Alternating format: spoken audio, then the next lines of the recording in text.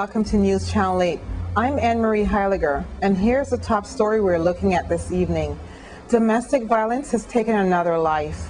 Orlando police are reporting a 36-year-old St. Croix native, Olivia Carrington, was murdered by her boyfriend. News Channel 8's Wes Small has the story. Well, today we're talking about the unfortunate incident that happened to one of our own, and she's Olivia Carrington, and unfortunately she was only in her 30s, and they do have a suspect in that case in Orlando, Florida. I'm here at the Women's Coalition with Clemma Lewis and Mary Mingus. These are the co-founders, and we're very happy to have them because they're very busy with counseling and so forth. Domestic violence, not only in our territory, but now it goes to Orlando, Florida. And Miss Carrington, unfortunately, Clemma, whenever we meet, it's very bad circumstances. Her throat was cut. The man here is Mr. Green. Miss Carrington was 38 years old, and this guy Green, also around her age, was found naked with her head in his lap, asking for his commanding officer, which may lead to credence that he could have been serving time in the army in Iraq or something. But this is a very bad circumstance. This was her boyfriend.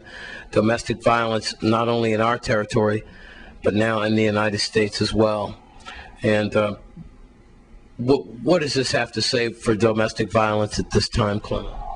Well, I think first I'd like to say on behalf of the Women's Coalition of St. Croix, we'd like to offer our sympathy and condolences to the family on St. Croix, because she was from St. Croix and she has family here. Actually, one of our staff people is a member of our family, so we like to send out our condolences to the family. The problem with domestic violence is not just in a box. Domestic violence is a national issue all around the country.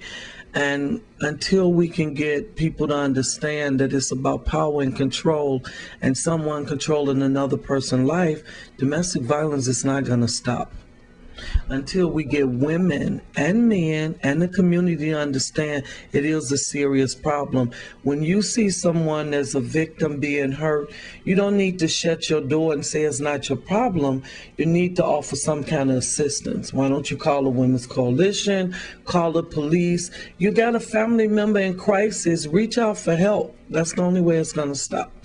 You say that's the only way it's going to stop, but you and I have done this about 50 times now in the last few years.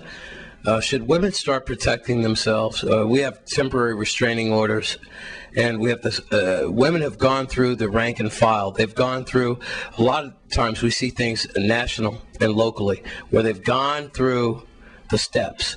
They've contacted their people. They've gone through the steps. TRO and the police detectives and so forth. Should women start arming themselves? Self-defense? What's going on here? Are we seeing it's like women against men? No, I don't think it's women against men. Mary, you want to speak to it?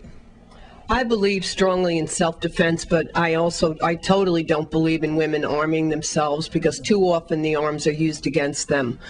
Here at the Women's Coalition, we would be happy to help women develop a safety plan and ways to make themselves feel safer, but we definitely do not advocate the use of weapons or violence. And I also just want to speak for a moment, and I don't really know if Mr. Green was a military person or not, but there have been many instances of domestic violence murders stateside with returning veterans from Iraq. And there's domestic violence by itself is a scourge of murderous activity, but the war in Iraq is sending home men who are very damaged with post-traumatic stress disorder, and many of these men are turning into domestic abusers and domestic violence murderers. I do not know the background of Miss Carrington's untimely death, and I'm always brought to the saying from one of our poems that we read at our Take Back the Night March, which says, "She lost her only life." And it's another heartbreaking day here at the Women's Coalition.